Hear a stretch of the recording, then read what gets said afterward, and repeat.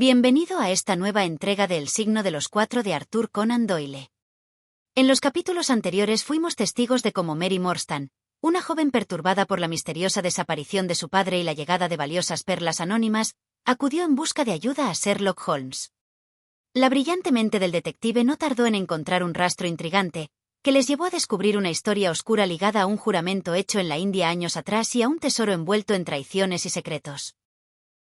En esta segunda parte, que abarca los capítulos 4 al 6, la investigación se adentra en terrenos cada vez más peligrosos.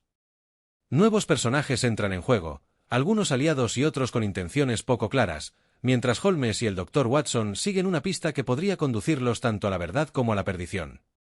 La tensión crece, y cada pieza del rompecabezas los acerca a un desenlace que aún permanece oculto en las sombras.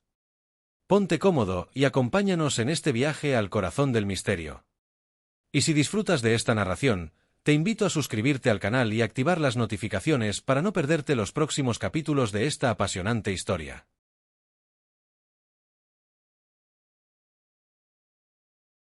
Capítulo 4. El relato del hombre calvo. Seguimos al indio por un pasillo sórdido y vulgar, mal iluminado y peor amueblado, hasta llegar a una puerta situada a la derecha, que abrió de par en par. Quedamos bañados por un resplandor de luz amarilla, y en el centro del resplandor se alzaba un hombre pequeño con la cabeza muy alta, una orla de pelo rojizo alrededor y un cráneo calvo y reluciente, que sobresalía del cabello como la cumbre de una montaña sobresale entre los abetos. Estaba de pie, retorciéndose las manos y con los rasgos de la cara en constante agitación. Tan pronto sonreía como ponía mal gesto, pero sus facciones no quedaban en reposo ni un solo instante. La naturaleza le había dotado de un labio colgante y una hilera demasiado visible de dientes amarillentos e irregulares, que procuraba ocultar sin mucho entusiasmo pasándose la mano por la parte inferior del rostro. A pesar de su prominente calva, daba la impresión de ser joven. Y de hecho, acababa de cumplir 30 años. A su servicio, señorita Morstan, repitió varias veces, con su voz aguda y penetrante. A su servicio, caballeros. Por favor, pasen a mi humilde santuario. Un pequeño rincón, señorita, pero amueblado a mi gusto. Un oasis de arte en el ruidoso desierto del sur de Londres. Todos nos quedamos asombrados por el aspecto de la habitación a la que nos invitaba a entrar. Parecía tan fuera de lugar en aquella fúnebre casa como un diamante de la mejor calidad en una montura de latón. Las paredes estaban cubiertas por espléndidas cortinas y deslumbrantes tapices, recogidos aquí y allá para dejar sitio a algún cuadro lujosamente enmarcado o a un jarrón oriental. La alfombra, de colores ámbar y negro, era tan blanda y tan gruesa que los pies se hundían agradablemente en ella, como en una capa de musgo. Dos grandes pieles de tigre extendidas sobre la alfombra acentuaban la impresión de lujo oriental, a la que contribuía una enorme oca colocada sobre una esterilla en un rincón. Una lámpara con forma de paloma de plata colgaba de un cable casi invisible en el centro de la habitación. Al arder, impregnaba el aire de un aroma sutil. «Soy Tadeusz Solto», dijo el hombrecillo, sin dejar de temblar y sonreír. «Ese es mi nombre. Usted, naturalmente, es la señorita Morstan. ¿Y estos caballeros?» Este es el señor Sherlock Holmes, y este el Dr. Watson. «Un médico», exclamó, muy excitado. «¿Ha traído su estetoscopio? ¿Podría pedirle, tendría la amabilidad de...? Tengo serias dudas acerca de mi válvula mitral, y si fuera tan amable. En la aorta puedo confiar, pero me gustaría conocer su opinión sobre la mitral». Le ausculté el corazón como me pedía, pero no escuché nada anormal, aparte de que era evidente que sufría un ataque extremo de miedo, ya que temblaba de pies a cabeza. «Parece normal», dije. «No tiene por qué preocuparse. Tendrá que perdonar mi ansiedad, señorita Morstan», dijo en tono afectado. «Tengo muy mala salud y hace tiempo que sospechaba de esa válvula. Me alegra muchísimo oír que mis sospechas eran infundadas. Si su padre, señorita Morstan, no hubiera sometido su corazón a tantas tensiones, tal vez estaría vivo todavía». Me dieron ganas de cruzarle la cara, de tanto que me indignó su cruel e innecesaria alusión a un tema tan delicado. La señorita Morstan se sentó, completamente pálida. «Siempre tuve la corazonada de que había fallecido», dijo. «Puedo darle toda la información al respecto», dijo él. «Y lo que es más, puedo hacerle justicia. Y lo haré, diga lo que diga mi hermano Bartolomé. Me alegro de que hayan venido sus amigos, no solo para escoltarla, sino también para que sean testigos de lo que me dispongo a hacer y decir. Entre los tres podremos hacer frente a mi hermano Bartolomé. Pero que no intervengan extraños. Ni policías ni funcionarios. Podemos arreglarlo todo perfectamente entre nosotros, sin ninguna interferencia. Nada molestaría tanto a mi hermano Bartolomé como la publicidad. Se sentó en un canapé bajo y nos miró inquisitivamente, sin dejar de guiñar sus ojos azules, miopes y acuosos. Por mi parte, dijo Holmes, lo que usted vaya a decirnos quedará entre nosotros. Yo asentí para mostrar mi conformidad. Perfecto. Perfecto, dijo Solto. ¿Le apetece un vaso de Chianti, señorita Morstan? ¿O de Tokai? No tengo ninguna otra clase de vino. ¿Quiere que abra una botella? Si no le apetece, me parece muy bien. Confío en que no pondrá objeciones al tabaco, al balsámico olor del tabaco oriental. Estoy un poco nervioso y mi oca es para mí un sedante maravilloso. Perdone usted, señor Solto, dijo la señorita Morstan, pero he venido aquí a petición suya para enterarme de algo que usted desea contarme. Es ya muy tarde y me gustaría que la entrevista fuera lo más breve posible. En el mejor de los casos, creo que nos tomará algún tiempo, respondió él. Porque, naturalmente, tendremos que ir a Norwood a ver a mi hermano Bartolomé. Podemos ir todos y trataremos de convencerlo. Está muy enfadado conmigo por haber tomado la iniciativa que me parecía justa. Anoche tuvimos unas palabras bastante fuertes. No pueden imaginar lo terrible que se pone cuando está furioso. Si vamos a ir a Norwood, tal vez convendría salir ya, me atreví a sugerir. Solto se echó a reír hasta que las orejas se le pusieron completamente rojas. Así no adelantaríamos nada, exclamó. No sé lo que diría si me presentara con ustedes así, de repente. No, tengo que prepararles, explicándoles cuáles son nuestras respectivas posiciones. En primer lugar, debo decirles que hay ciertos detalles de la historia que yo mismo ignoro. Solo puedo explicarles los hechos hasta donde yo los conozco. Como ustedes habrán adivinado, mi padre era el mayor John Solto, del ejército de la India. Se retiró hace unos 11 años y se instaló en el pabellón Pondicherry, en Upper Norwood. En la India le había ido bien y se trajo de allá una considerable cantidad de dinero, una gran colección de valiosas curiosidades y un equipo de sirvientes nativos. Con estos recursos se compró una casa y vivió con todo lujo.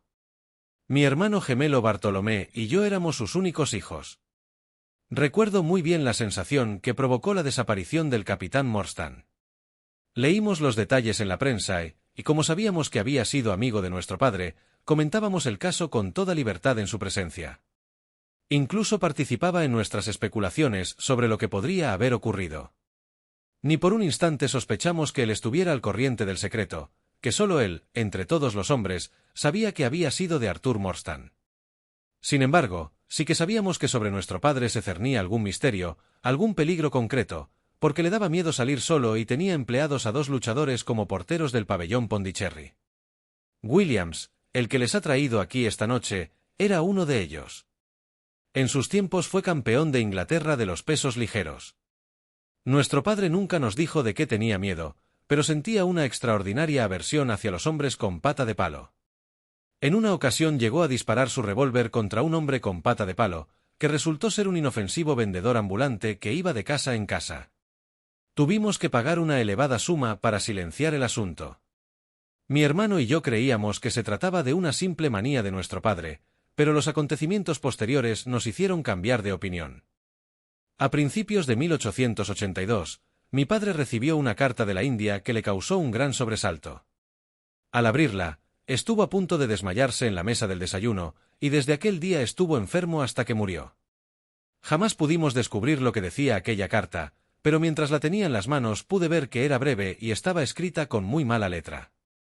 Desde hacía varios años, nuestro padre padecía de dilatación del bazo, pero a partir de entonces empeoró rápidamente y hacia finales de abril supimos que no había esperanzas y que quería hacernos una revelación postrera. Cuando entramos en su habitación, estaba incorporado en la cama con ayuda de varias almohadas y respiraba con dificultad. Nos pidió que cerráramos la puerta y que nos situáramos uno a cada lado de la cama. Entonces, cogiéndonos de las manos, nos contó una historia extraordinaria, con una voz quebrada por la emoción y el dolor a partes iguales. Voy a intentar repetírsela a ustedes con sus mismas palabras. Solo hay una cosa, nos dijo, que me pesa en la conciencia en este momento supremo. Es la manera en que me he portado con la pobre huérfana de Morstan.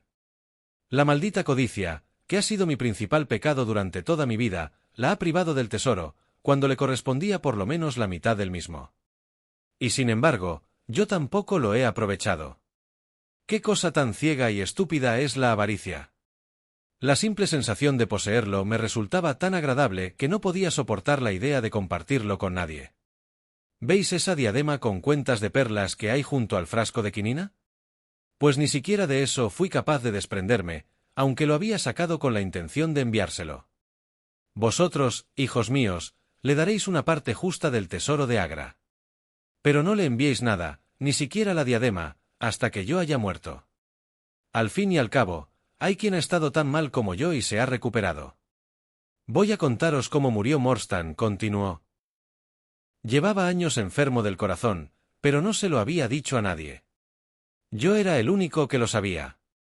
Cuando él y yo estábamos en la India, por una extraña serie de acontecimientos, llegó a nuestro poder un importante tesoro.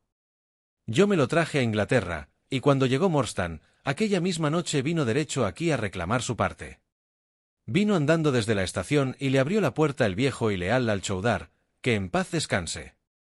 Morstan y yo tuvimos una diferencia de opiniones sobre el reparto del tesoro y nos cruzamos palabras muy fuertes.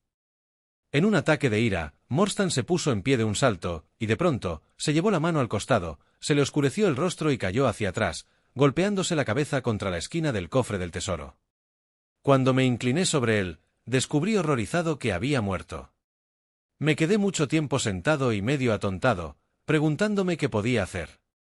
Naturalmente, mi primer impulso fue pedir ayuda, pero me daba perfecta cuenta de que era muy probable que me acusaran de asesinato. El que hubiera muerto durante una disputa y la herida que tenía en la cabeza eran indicios muy graves en mi contra. Por otra parte, era imposible realizar una investigación oficial sin que saliera a relucir la historia del tesoro, que yo estaba firmemente decidido a mantener en secreto. Él me había dicho que nadie en el mundo sabía dónde había ido. Me pareció que no había ninguna necesidad de que alguien lo supiera jamás. Todavía seguía dándole vueltas al asunto cuando levanté la mirada y vi a mi sirviente el Alchoudar en el umbral de la puerta. Entró con sigilo y cerró la puerta con pestillo. No tema, Sahib dijo. Nadie tiene por qué saber que usted lo ha matado. Esconderemos el cadáver y ¿quién va a enterarse? Yo no lo maté, dije.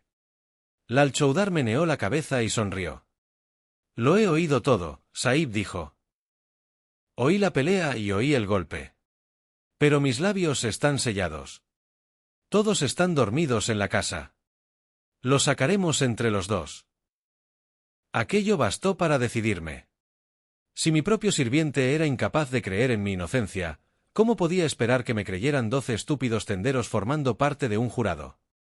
Aquella misma noche, Alchoudar y yo nos deshicimos del cadáver y a los pocos días todos los periódicos de Londres hablaban de la misteriosa desaparición del capitán Morstan. Os cuento todo esto para que veáis que no fue culpa mía.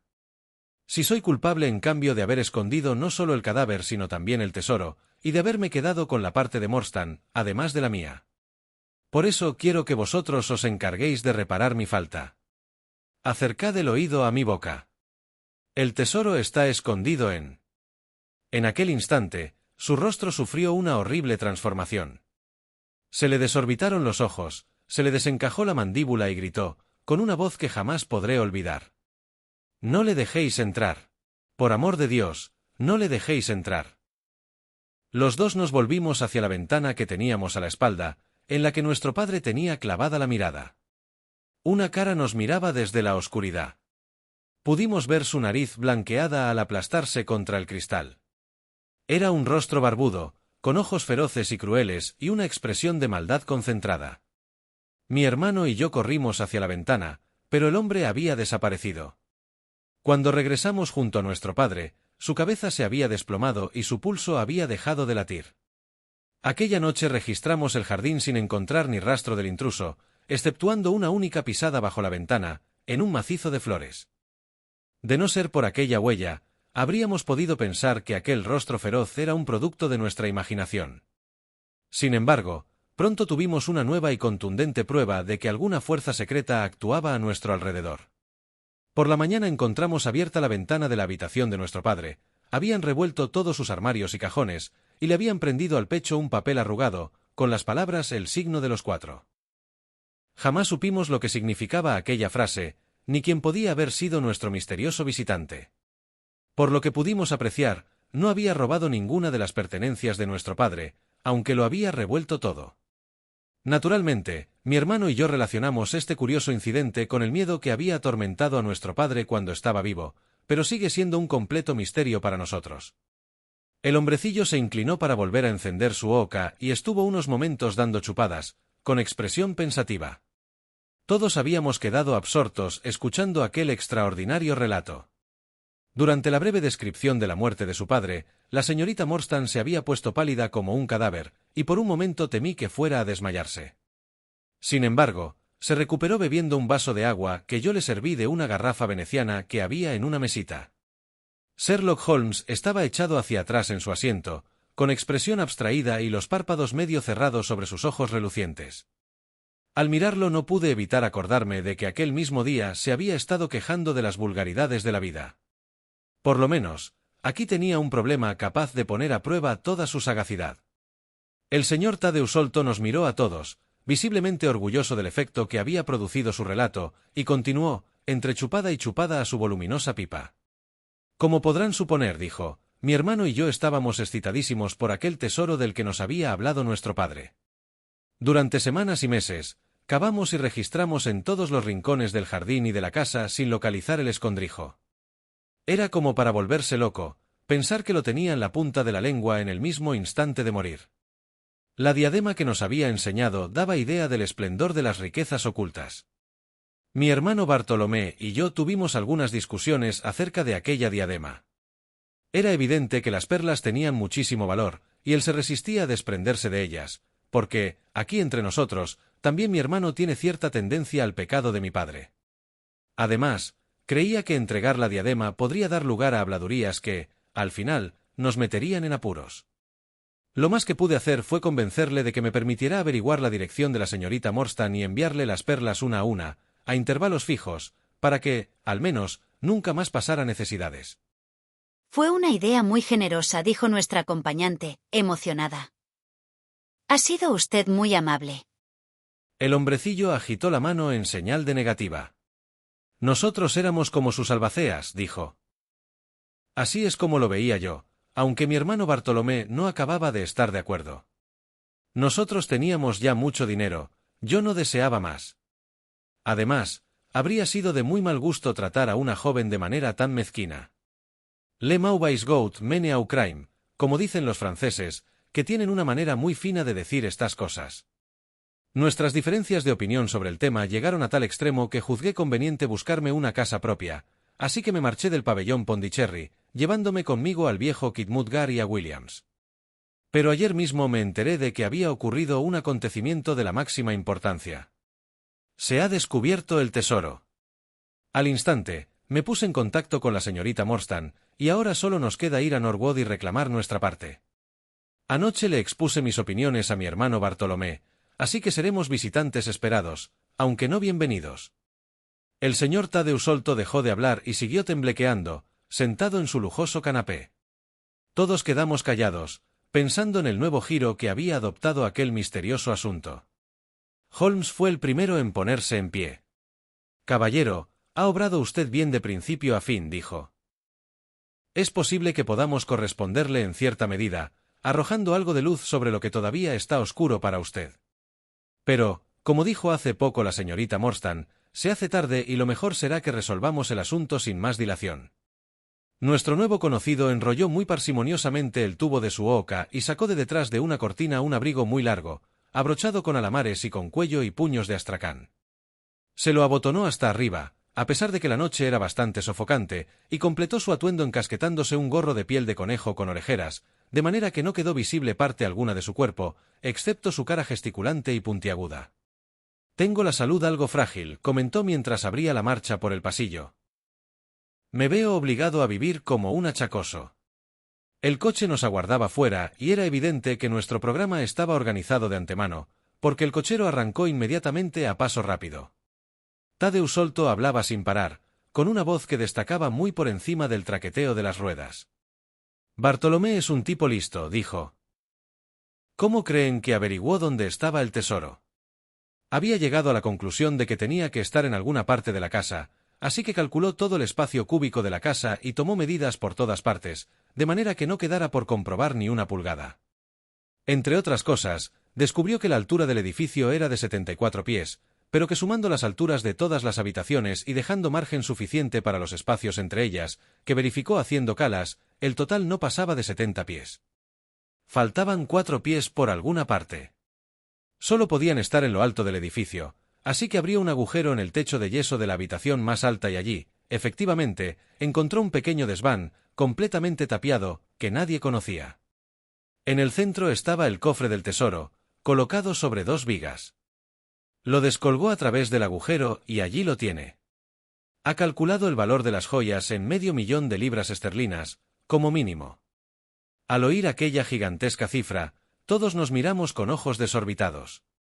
Si podíamos hacer valer sus derechos, la señorita Morstan dejaría de ser una humilde institutriz para convertirse en la heredera más rica de Inglaterra.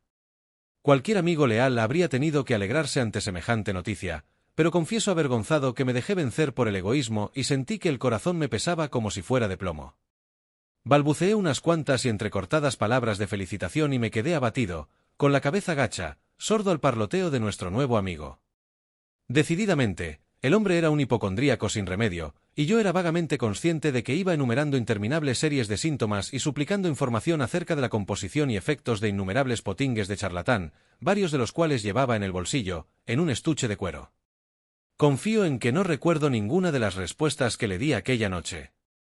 Holmes asegura que me oyó advertirle del gran peligro que supone tomar más de 2 gotas de aceite de ricino, y que le recomendé estricnina en grandes dosis como sedante.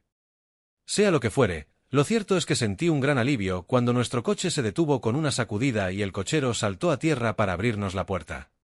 Esto, señorita Morstan, es el pabellón Pondicherry, dijo Tadeusz Solto mientras le ofrecía la mano para bajar.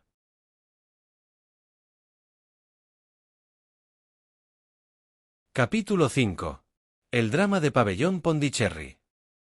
Eran casi las 11 de la noche cuando llegamos a esta etapa final de nuestra aventura nocturna. Habíamos dejado atrás la niebla húmeda de la ciudad y hacía bastante buena noche. Soplaba un viento cálido del oeste, y por el cielo se desplazaban densas nubes, entre cuyas aberturas asomaba de vez en cuando la media luna. Había bastante claridad como para ver a cierta distancia, pero Tadeusz Solto descolgó uno de los faroles laterales del carruaje para iluminar mejor nuestro camino. El pabellón Pondicherry se alzaba en terreno propio, rodeado por una tapia de piedra muy alta y rematada con cristales rotos. La única vía de entrada era una puerta estrecha con refuerzos de hierro. Nuestro guía llamó a esta puerta con un típico toc-toc como el de los carteros. ¿Quién es?, gritó desde dentro una voz ronca. Soy yo, M.C. Murdo. Ya deberías conocer mi llamada. Oímos una especie de gruñido y el tintineo y rechinar de llaves. La puerta se abrió con dificultad hacia dentro y un hombre bajo y ancho de pecho apareció en el hueco. La luz amarillenta del farol caía sobre su rostro de facciones prominentes, haciéndole guiñar los ojos desconfiados. ¿Es usted, señor Tadeusz? ¿Pero quiénes son esos otros? El señor no me ha dicho nada de ellos. ¿Cómo que no, M.C. Murdo? Me sorprendes. Anoche le dije a mi hermano que traería unos amigos. No ha salido de su habitación en todo el día, señor Tadeusz, y no me ha dado instrucciones. Usted sabe muy bien que debo atenerme a las normas. Puedo dejarle entrar a usted, pero sus amigos tienen que quedarse donde están. Aquel era un obstáculo inesperado. Tadeusz Solto miró a su alrededor con aire perplejo e indefenso. Esto no puede ser, M.C. Murdo, dijo. Si yo respondo de ellos, con eso debe bastarte. ¿Y qué me dices de la señorita? No puede quedarse esperando en la carretera a estas horas. Lo siento mucho, señor Tadeusz, dijo el portero, inexorable. Esta gente pueden ser amigos suyos y no serlo del señor. Él me paga bien para que cumpla mi tarea, y yo cumplo mi tarea. No conozco a ninguno de sus amigos. Sí que conoce a alguno, M.C. Murdo, exclamó Sherlock Holmes jovialmente. No creo que se haya olvidado de mí. ¿No se acuerda del aficionado que peleó 3 asaltos con usted en los salones Allison la noche de su homenaje, hace 4 años? No será usted Sherlock Holmes, rugió el boxeador. Válgame Dios. Mira que no reconocerle. Si en lugar de quedarse ahí tan callado se hubiera adelantado para atizarme aquel gancho suyo en la mandíbula, le habría conocido a la primera. Usted sí que ha desaprovechado su talento. Habría podido llegar muy alto si hubiera puesto ganas. Ya lo ve, Watson, si todo lo demás me falla, aún tengo abierta una de las profesiones científicas, dijo Holmes, echándose a reír. Estoy seguro de que nuestro amigo no nos dejará ahora a la intemperie. Pase, señor, pase, usted y sus amigos, respondió el portero. Lo siento mucho, señor Thaddeus, pero las órdenes son muy estrictas. Tenía que asegurarme de quiénes eran sus amigos antes de dejarlos entrar. Una vez dentro, un sendero de grava serpenteaba a través de un terreno desolado hacia la enorme mole de una casa cuadrada y prosaica, toda sumida en sombras excepto una esquina, donde un rayo de luna se reflejaba en la ventana de una buhardilla. El enorme tamaño del edificio, con su aspecto lóbrego y su silencio mortal, helaba el corazón. Hasta Thaddeus Solto parecía sentirse incómodo, y el farol temblaba estrepitosamente en su mano. No lo entiendo, dijo. Tiene que haber algún error. Le dije bien claro a Bartolomé que vendríamos, pero no hay luz en su ventana. No sé qué pensar. ¿Siempre tiene la casa así de bien guardada?, preguntó Holmes. Sí, ha seguido la costumbre de mi padre. Era el hijo favorito, sabe usted, y a veces pienso que es posible que mi padre le dijera a él cosas que no me dijo a mí. Aquella de arriba es la ventana de Bartolomé, donde cae la luz de la luna. Brilla mucho, pero me parece que dentro no hay luz. Nada, dijo Holmes. Pero sí que se ve brillar una luz en aquella ventanita, al lado de la puerta. Esa es la habitación del ama de llaves. Allí vive la anciana señora Bernstone. Ella podrá informarnos. Pero tal vez lo mejor sea que esperen ustedes aquí un par de minutos, porque si entramos todos juntos y ella no está enterada de que veníamos, puede asustarse. Silencio. ¿Qué es eso? Levantó el farol y su mano se puso a temblar hasta que los círculos de luz empezaron a dar vueltas y parpadeos en torno nuestro. La señorita Morstan me agarró de la muñeca y todos nos quedamos inmóviles, con el corazón palpitando con furia y el oído aguzado. Desde el gran caserón negro, atravesando el silencio de la noche, nos llegaba el sonido más triste y lastimero que existe, los sollozos agudos y entrecortados de una mujer aterrorizada. «Es la señora Bernstone», dijo Solto. «No hay otra mujer en la casa. Esperen aquí. Vuelvo ahora mismo». Echó a correr hacia la puerta y llamó con su típica llamada. Vimos que una anciana alta le abría y se echaba a temblar de gozo nada más verlo. «Ay, señor Thaddeus, qué alegría que haya venido. Qué alegría que haya venido, señor Thaddeus». Seguimos oyendo sus reiteradas manifestaciones de alegría hasta que la puerta se cerró y su voz se apagó, quedando reducida a un zumbido monótono. Nuestro guía nos había dejado el farol. Holmes lo giró lentamente a nuestro alrededor y observó con atención la casa y los montones de tierra removida que salpicaban el terreno. La señorita Morstan y yo nos quedamos juntos, cogidos de la mano. ¡Qué cosa tan maravillosamente sutil es el amor! Allí estábamos los dos, que nunca nos habíamos visto hasta aquel día, que no habíamos intercambiado ni una palabra, ni tan siquiera una mirada de cariño, y sin embargo, ahora que pasábamos un momento de apuro, nuestras manos se habían buscado instintivamente. Siempre que pienso en ello me maravilla, pero entonces me pareció la cosa más natural volverme hacia ella, y ella me ha contado a veces que también fue el instinto el que la hizo recurrir a mí en busca de protección. Y así nos quedamos, cogidos de la mano como dos niños, y había paz en nuestros corazones a pesar de todas las cosas siniestras que nos rodeaban. «¡Qué lugar tan extraño!», dijo ella, mirando alrededor. «Parece como si hubieran soltado por aquí a todos los topos de Inglaterra. He visto algo parecido en la ladera de una montaña de Ballarat, donde habían estado los buscadores de oro». «Y por los mismos motivos», dijo Holmes.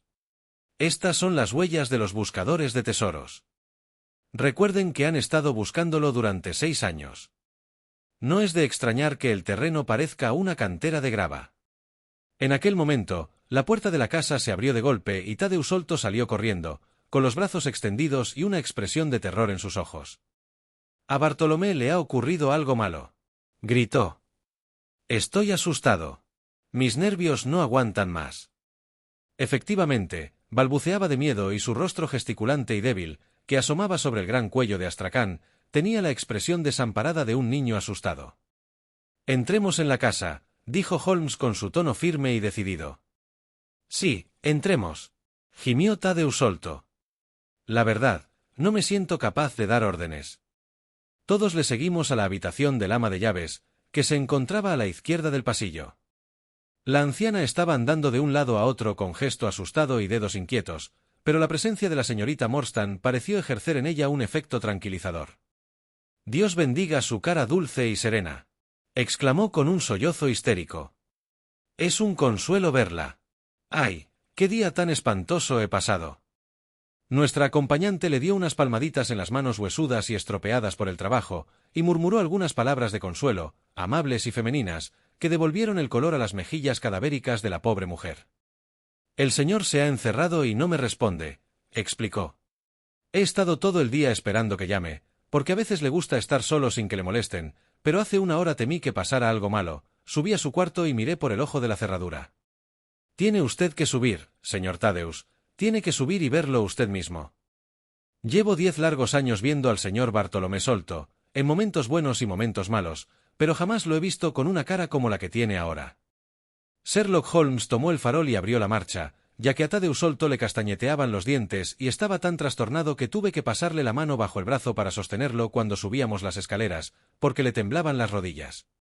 Durante la ascensión, Holmes sacó 2 veces su lupa del bolsillo y examinó atentamente marcas que a mí me parecieron simples manchas de polvo en la estera de palma que servía como alfombra de la escalera. Caminaba despacio, de escalón en escalón, sosteniendo la lámpara a poca altura y lanzando atentas miradas a derecha e izquierda. La señorita Morstan se había quedado con la aterrorizada ama de llaves. El tercer tramo de escaleras terminaba en un pasillo recto bastante largo, con un gran tapiz indio a la derecha y 3 puertas a la izquierda. Holmes avanzó por dicho pasillo del mismo modo lento y metódico, y los demás le seguíamos los pasos, proyectando negras y largas sombras a nuestras espaldas. La tercera puerta era la que buscábamos. Holmes llamó sin obtener respuesta, y después intentó girar el picaporte y abrirlo a la fuerza. Pero la puerta estaba cerrada por dentro, y con una cerradura muy grande y resistente, como pudimos apreciar alumbrándola con la lámpara. No obstante, como habían hecho girar la llave, el ojo de la cerradura no estaba tapado del todo. Sherlock Holmes se agachó para mirar y se incorporó al instante, tomando aire ruidosamente. «Aquí hay algo diabólico, Watson», dijo, más emocionado que lo que yo le había visto nunca. «¿Qué le parece a usted?». Me agaché para mirar por el agujero y retrocedí horrorizado. La luz de la luna entraba en la habitación, iluminándola con un resplandor difuso y desigual. Mirándome de frente y como suspendida en el aire, ya que todo lo demás estaba en sombras, había una cara, la mismísima cara de nuestro compañero Tadeusz. Tenía el mismo cráneo puntiagudo y brillante, la misma orla circular de pelo rojo, la misma palidez en el rostro. Sin embargo, sus facciones estaban contraídas en una sonrisa horrible, una sonrisa agarrotada y antinatural, que en aquella habitación silenciosa y a la luz de la luna resultaba más perturbadora que cualquier contorsión o mal gesto.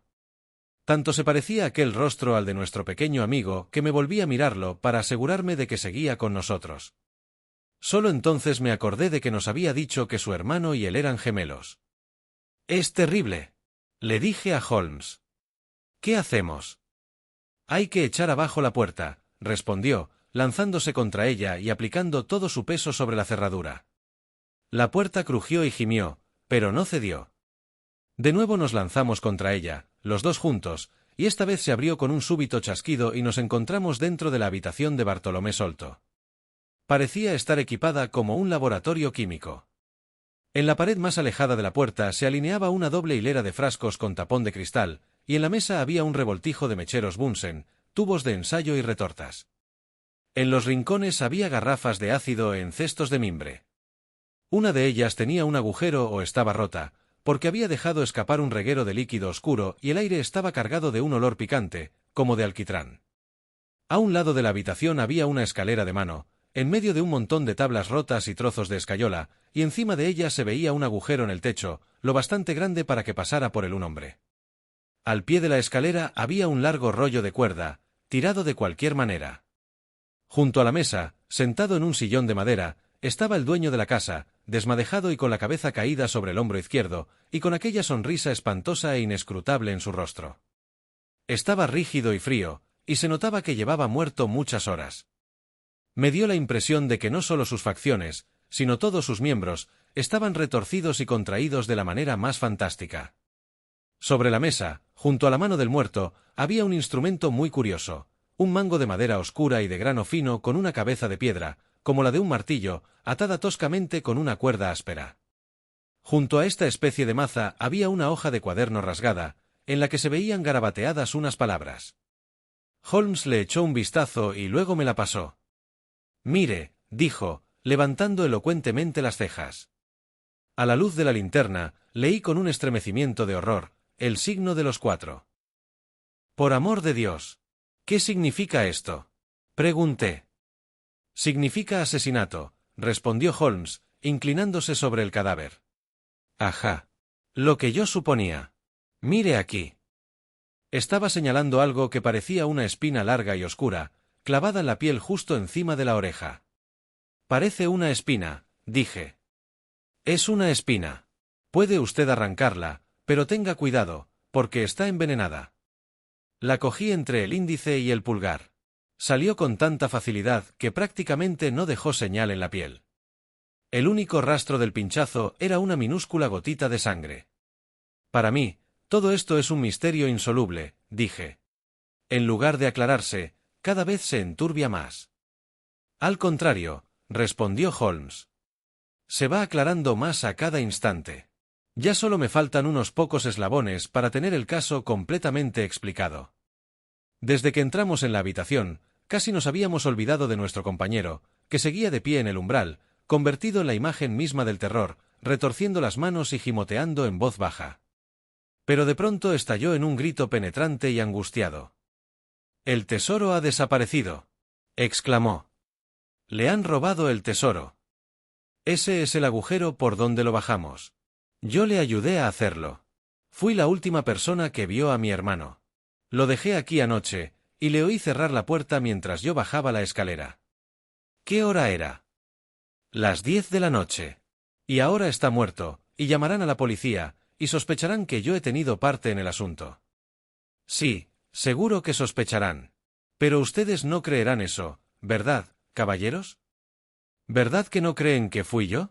¿Los habría traído aquí si hubiera sido yo? ¡Ay, Dios mío! ¡Ay, Dios mío! Sé que me voy a volver loco». Se puso a agitar los brazos y patear el suelo, en una especie de frenesí convulsivo.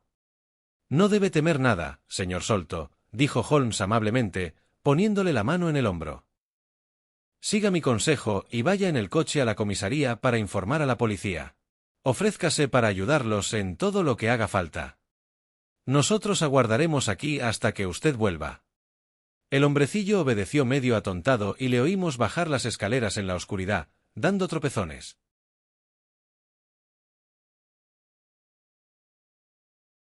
Capítulo 6. Teoría de Sherlock Holmes. «Y ahora, Watson», dijo Holmes, frotándose las manos, «disponemos de media hora, así que vamos a aprovecharla. Como ya le he dicho, tengo el caso prácticamente completo, pero no hay que errar por exceso de confianza. Aunque ahora el caso parece muy sencillo, puede que oculte alguna complicación». «¿Sencillo?», exclamé yo. «Pues claro», dijo él, con cierto aire de profesor de medicina explicando en clase. «Ande, siéntese en ese rincón para que sus pisadas no compliquen el asunto. Y ahora, a trabajar. En primer lugar, ¿cómo entró esa gente y cómo salió? La puerta no se ha abierto desde anoche. ¿Y la ventana?». Acercó la lámpara a la ventana, comentando en voz alta sus observaciones, pero hablando más consigo mismo que conmigo. «La ventana está cerrada por la parte de dentro. El marco es sólido. No hay bisagras a los lados. Vamos a abrirla. No hay tuberías cerca. El tejado está fuera del alcance. Sin embargo, a esta ventana ha subido un hombre. Anoche llovió un poco, y aquí en el alféizar se ve la huella de un pie. Y aquí hay una huella circular de barro, y también ahí en el suelo, y otra más junto a la mesa. Mire esto, Watson. Esta sí que es una bonita demostración. Yo miré los discos de barro, redondos y bien definidos. Eso no es una pisada, dije. Es algo que para nosotros tiene mucho más valor. Es la huella de una pata de palo. Ve. Aquí en el alféizar de la ventana hay una huella de bota, una bota pesada, con refuerzo metálico en el tacón, y, junto a ella, la huella de la pata de palo. El hombre de la pata de palo. Exacto. Pero aquí ha habido alguien más. Un cómplice muy hábil y eficiente. ¿Sería usted capaz de escalar esa pared, doctor? Miré por la ventana abierta. La luna seguía iluminando bien aquella esquina de la casa. Estábamos por lo menos a 18 metros del suelo, y por mucho que miré, no pude encontrar ningún asidero ni punto de apoyo, ni tan siquiera una grieta en la pared de ladrillo. Es completamente imposible, respondí. Sin ayuda, desde luego. Pero suponga que tiene usted un amigo aquí arriba que le echa esa cuerda tan buena y resistente que hay en ese rincón, atando un extremo a ese gancho de la pared. De ese modo, si fuera usted un hombre ágil, yo creo que podría trepar, a pesar de la pata de palo. Luego se marcharía, claro está, de la misma manera, y su cómplice recogería la cuerda, la desataría del gancho, cerraría la ventana, echaría el pestillo por dentro y se marcharía por donde había venido. Como detalle secundario, continuó, pasando los dedos por la cuerda, podemos añadir que nuestro amigo de la pata de palo, a pesar de ser buen escalador, no es un marino profesional. No tiene las manos encallecidas. Mi lupa descubre más de una mancha de sangre, sobre todo hacia el final de la cuerda, de lo que deduzco que se dejó deslizar a tal velocidad que se despellejó las manos. Todo eso está muy bien, dije yo, pero el asunto se vuelve más incomprensible que nunca. ¿Qué me dice de ese misterioso cómplice? ¿Cómo entró en la habitación? Sí, el cómplice, repitió Holmes, pensativo. Esta cuestión del cómplice tiene aspectos interesantes. Es lo que eleva el caso por encima de la vulgaridad. Me da la impresión de que este cómplice abre nuevos campos en los anales del crimen en este país, aunque se han dado casos similares en la India, si no me falla la memoria, en Senegambia. A ver, ¿cómo entró? Insistí. La puerta está cerrada, la ventana es inaccesible. ¿Entró por la chimenea? La rejilla es demasiado pequeña, respondió. Ya había considerado esa posibilidad. Pues entonces, ¿cómo? Insistí. Se empeña en no aplicar mis preceptos, dijo él, meneando la cabeza. ¿Cuántas veces le he dicho que si eliminamos lo imposible, lo que queda, por improbable que parezca, tiene que ser la verdad? Sabemos que no entró por la puerta, ni por la ventana, ni por la chimenea. También sabemos que no podía estar escondido en la habitación, ya que no hay escondite posible. Así pues, ¿por dónde entró? Por el agujero del techo, exclamé. Pues claro. Tiene que haber entrado por ahí. Si tiene la amabilidad de sujetar la lámpara, extenderemos nuestras investigaciones al cuarto de arriba. El cuarto secreto donde se encontró el tesoro. Se subió a la escalerilla y agarrándose a una viga con cada mano, se izó hasta el desván. Luego se tumbó boca abajo para recoger la lámpara y la sostuvo mientras yo le seguía. La cámara en la que nos encontrábamos medía unos 3 metros por 2. El suelo estaba formado por las vigas, con listones y yeso entre medias, de manera que había que andar poniendo los pies de viga en viga. El techo abuhardillado terminaba en punta, y era evidentemente la parte interior del verdadero tejado de la casa. No había muebles de ninguna clase, y en el suelo se acumulaba el polvo de muchos años en una gruesa capa. Ahí lo tiene. Lo ve, dijo Sherlock Holmes, apoyando la mano en la pared inclinada. Aquí hay una trampilla que da al tejado. La empujo y aquí está el tejado mismo, levemente inclinado. Así pues, por aquí entró el número 1. Veamos si podemos encontrar alguna otra huella de su personalidad. Dejó la lámpara en el suelo y al hacerlo vi que, por segunda vez en aquella noche, en su rostro aparecía una expresión de sorpresa y sobresalto. En cuanto a mí, seguí su mirada y sentí un escalofrío bajo mis ropas. El suelo estaba cubierto de huellas de pies desnudos, claras, bien definidas, perfectamente formadas, pero apenas la mitad de grandes que las de un hombre normal. Holmes, dije en un susurro, ha sido un niño el que ha hecho este horrible trabajo. Él había recuperado en un instante el control de sí mismo. Por un momento, me ha desconcertado, dijo, pero es algo muy natural. Lo que pasa es que me falló la memoria, de lo contrario, me lo habría imaginado de antemano. De aquí no sacaremos nada más. Vamos abajo. ¿Y cuál es su teoría acerca de esas huellas? Pregunté. Querido Watson, intente analizarlo usted mismo, dijo con un tonillo de impaciencia. Conoce mis métodos. Aplíquelos y será muy instructivo comparar los resultados. No se me ocurre nada que abarque los hechos, respondí. Pronto lo verá todo claro, dijo con aire despreocupado. No creo que aquí quede ninguna otra cosa de interés, pero echaré una mirada.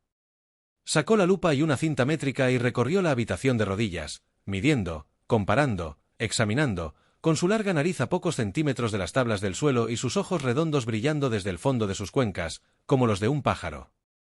Tan rápidos, silenciosos y furtivos eran sus movimientos, como los de un sabueso bien adiestrado siguiendo un rastro, que no pude evitar pensar en el terrible criminal que habría podido ser si hubiera aplicado su energía y sagacidad en contra de la ley, en lugar de aplicarlas en su defensa. Mientras husmeaba, no paraba de murmurar para sí mismo, hasta que al final estalló en un fuerte cacareo de júbilo. Desde luego, estamos de suerte, dijo. De aquí en adelante, ya no deberíamos tener problemas. El número 1 ha tenido la desgracia de pisar la creosota. Vea el contorno de su piececito ahí, al lado de ese pringue maloliente. Como ve, la garrafa se ha agrietado, y el producto se ha derramado. ¿Y eso, qué? Pregunté. Pues que ya lo tenemos, así de simple, dijo él. Conozco un perro capaz de seguir ese olor hasta el fin del mundo. Si una jauría es capaz de seguir el rastro de un arenque por todo un condado, ¿qué no podrá hacer un perro especialmente adiestrado con un olor tan penetrante como este? Es como un problema de regla de 3. La respuesta nos dará él. Ah, vaya. Aquí tenemos a los representantes oficiales de la ley. De la planta baja llegaba el sonido de fuertes pisadas y un clamor de voces, y la puerta del vestíbulo se cerró con un ruidoso portazo. Antes de que lleguen, dijo Holmes, ponga la mano aquí, en el brazo de este pobre hombre, y aquí, en la pierna. ¿Qué nota? Los músculos están duros como una tabla, respondí. Exacto. Están en un estado de contracción extrema, que supera con mucho el rigor mortis normal. Si combinamos eso con esta distorsión de la cara, esta sonrisa hipocrática o risus sardonicus como la llamaban los autores antiguos, ¿qué conclusión se le ocurre? Muerte causada por algún potente alcaloide vegetal, respondí. Alguna sustancia parecida a la estricnina, capaz de provocar tétanos. Eso es lo que se me ocurrió a mí desde el instante mismo en que vi los músculos contraídos de la cara.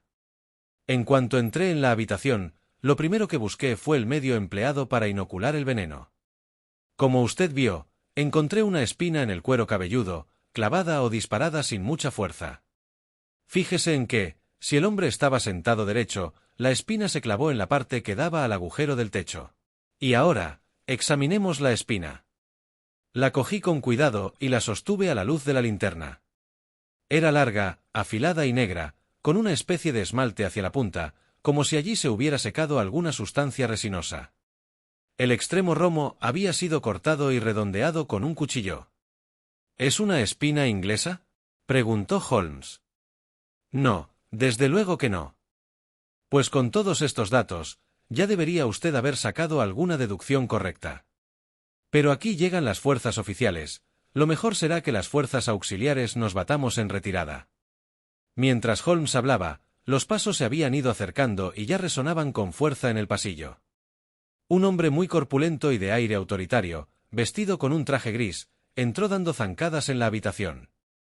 Tenía el rostro colorado, voluminoso y pletórico, con un par de ojillos muy pequeños y centelleantes, que miraban con viveza entre unos párpados hinchados y fofos. Le seguían de cerca un inspector de uniforme y el todavía tembloroso Tadeusz Solto. «Aquí hay lío», dijo con voz ronca y apagada. «Un bonito lío. ¿Pero quiénes son todos estos? Caramba, esta casa parece tan llena como una madriguera de conejos». «Supongo que se acordará de mí, señora Telney-Jones», dijo Holmes, muy tranquilo. «Pues claro que sí», resolló el policía. Es el señor Sherlock Holmes, el teórico. ¿Qué si me acuerdo?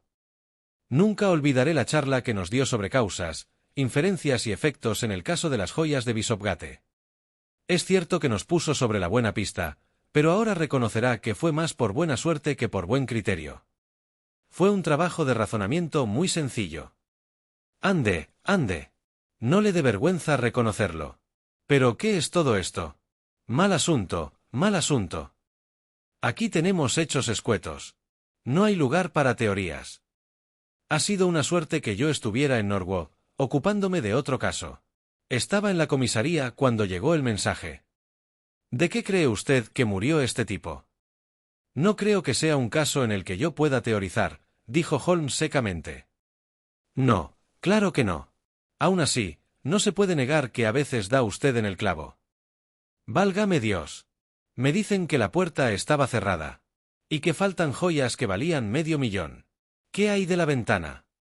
Cerrada, pero hay pisadas en el alféizar. Bueno. Si estaba cerrada, esas pisadas no pueden tener nada que ver con el asunto.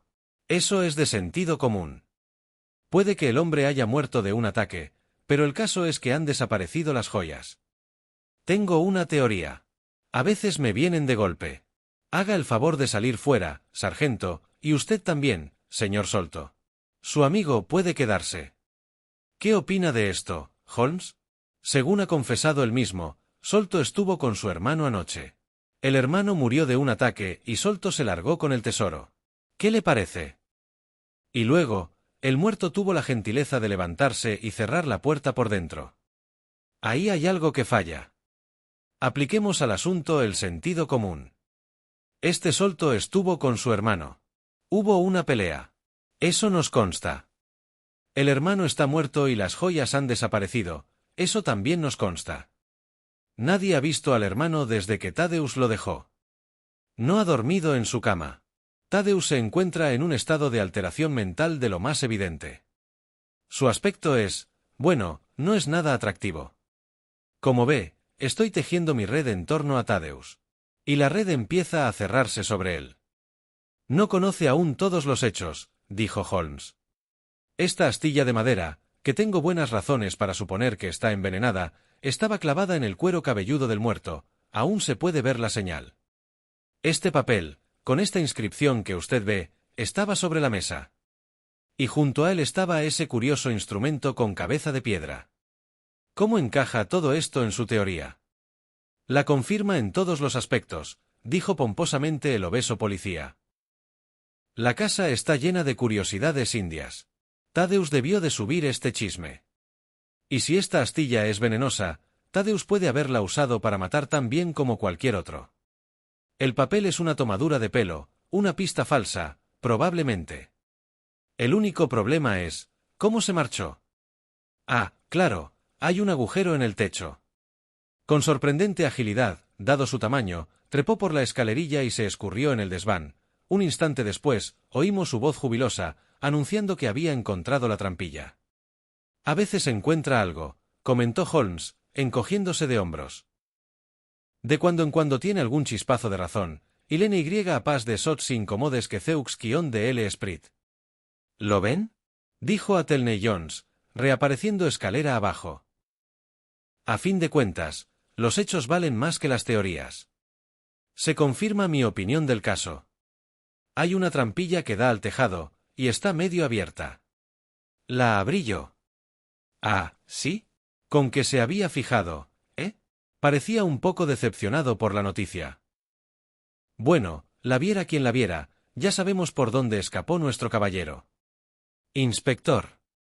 Sí, señor. Respondieron desde el pasillo.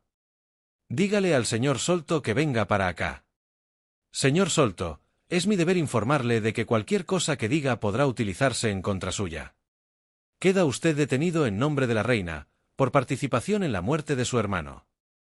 Ya está. ¿No se lo dije? Exclamó el pobre hombre, extendiendo las manos y mirándonos a Holmes y a mí. No se preocupe, señor Solto, dijo Holmes. Creo que puedo comprometerme a librarle de esta acusación. No prometa demasiado, señor teórico, no prometa demasiado, cortó el policía. podría resultarle más difícil de lo que cree.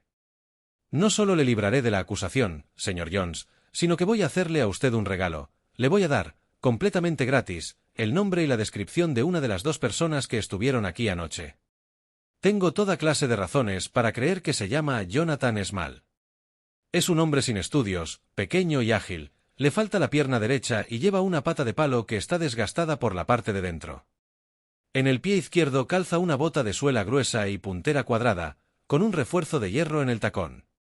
Es un hombre de mediana edad, muy curtido por el sol, y ha estado en la cárcel. Puede que estos pocos datos le sirvan de alguna ayuda, sobre todo si añadimos que le falta una buena parte de la piel de la palma de la mano. El otro hombre. ¿Con qué hay otro? Preguntó Athelney Jones en tono burlón, aunque pude darme cuenta de que estaba impresionado por la seguridad con que hablaba Holmes. Se trata de una persona bastante curiosa, dijo Sherlock Holmes, dando media vuelta. Espero poder presentarle a los dos dentro de poco. Tengo que hablar con usted, Watson. Me condujo al final de la escalera. Este acontecimiento inesperado, dijo, nos ha hecho perder de vista el propósito de nuestra excursión. Ya he estado pensando en ello, respondí. No está bien que la señorita Morstan permanezca en esta casa de desgracias. No. Tiene usted que acompañarla a su casa. Vive con la señora de Cecil Forrester, en Lower Camberwell. No queda muy lejos. Esperaré aquí a que usted regrese. ¿O está demasiado cansado? Nada de eso. No creo que pueda descansar mientras no sepa algo más de este fantástico asunto. Yo ya he visto algo del lado malo de la vida, pero le doy mi palabra de que esta rápida serie de extrañas sorpresas me ha alterado los nervios por completo. No obstante, ya que hemos llegado hasta aquí, me gustaría acompañarle hasta haber resuelto el caso. Su presencia me resultará muy útil, respondió. Investigaremos el caso por nuestra cuenta y dejaremos que ese infeliz de Jones presuma todo lo que quiera con los disparates que se le ocurren. Cuando haya dejado en su casa a la señorita Morstan, quiero que vaya al número 3 de Pinchin Lane, en Lambeth, cerca de la orilla del río. En la tercera casa de la derecha vive un taxidermista, que se llama Sherman. En el escaparate verá una comadreja disecada atrapando a un conejo. Despierte al viejo Sherman, salúdele de mi parte y dígale que necesito a Toby ahora mismo. Tráigase a Toby en el coche. Será un perro, supongo. Sí, un perro mestizo, de mezcla rara, con un olfato absolutamente increíble. Confío más en la ayuda de Toby que en la de todo el cuerpo de policía de Londres. Pues yo se lo traeré, dije. Ahora es la 1. Si consigo un caballo de refresco, podré estar de vuelta antes de las 3. Y yo veré lo que puedo averiguar por medio de la señora Bernstone y del sirviente indio, que, según me ha dicho el señor Thaddeus, duerme en la buhardilla de al lado. Luego estudiaré los métodos del gran Jones y aguantaré sus no muy delicados sarcasmos.